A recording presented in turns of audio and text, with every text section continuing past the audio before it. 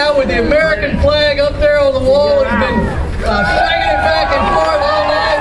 Thank you.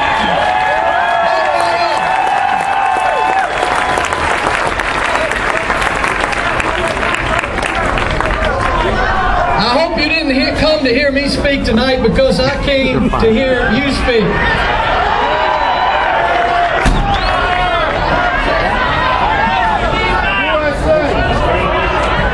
Speak up!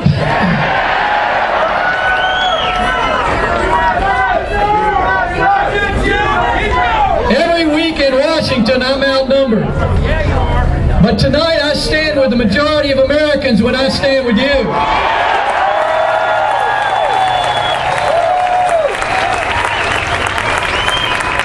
You've probably figured out by now that the only change that's coming to Washington is a change that's coming out of your pocket and going to Washington. But you can stop that. I'm not here as a Republican tonight. I'm not here as a senator.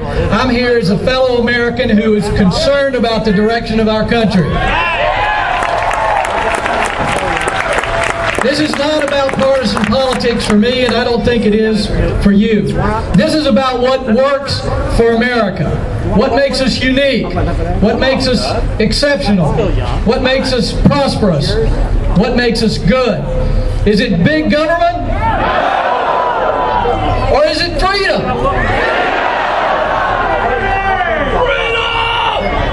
Our success is and has always been based on a limited government and a free people and free markets, and that's what we're standing for here tonight.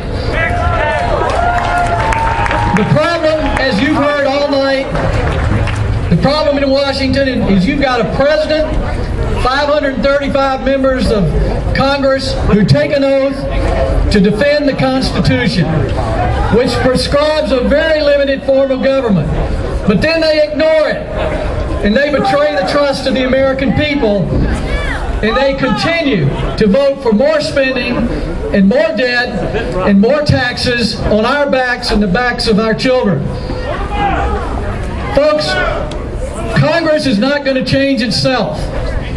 The only thing that's going to change or force a change in Congress and in our federal government as a whole is the force of the American people. And that's what we're starting here today.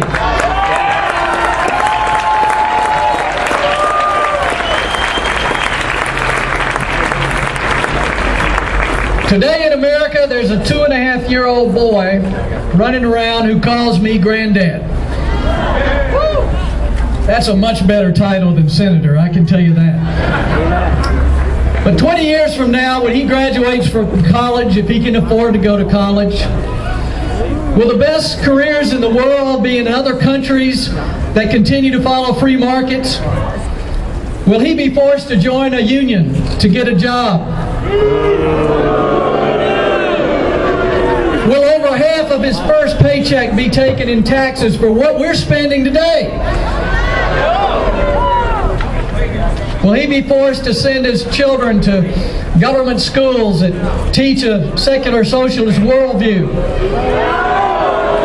I want him to live in a free America like I grew up in. One where you can work hard and work long, and you can get a chance to start your own business, raise your family the way you want to. That's freedom, and it's not that complicated. Folks, Russ and others have said everything that needs to be said tonight, but the one thing I want to make sure I leave you with, all the problems in Washington pale in comparison to all the good that's in America. Our government is not our country. You are our country. It's the people that's our country. Our government belongs to us. This is a government of the people, for the people, by the people. That means it's for you to change it. And frankly, I've been a little depressed being up there because there's some votes where I'm trying to cut spending when there are only 3 or 4 in the Senate who are voting with me.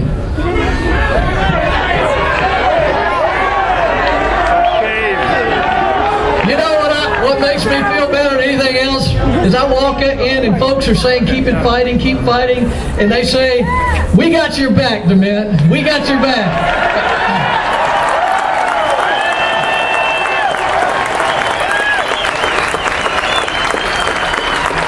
Well, we've kept you a lot longer than we should tonight, and I was going to give a long speech, but Russ Castle gave a long one instead, and that'll have to count for me.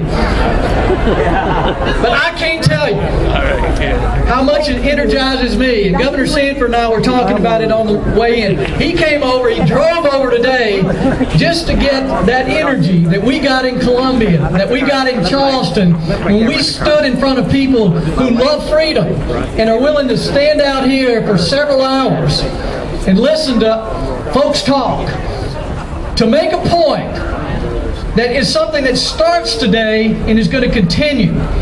It's going to continue because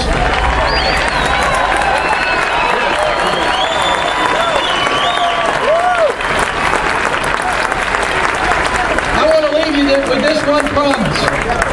I'm going to keep fighting as long as you're willing to fight with me.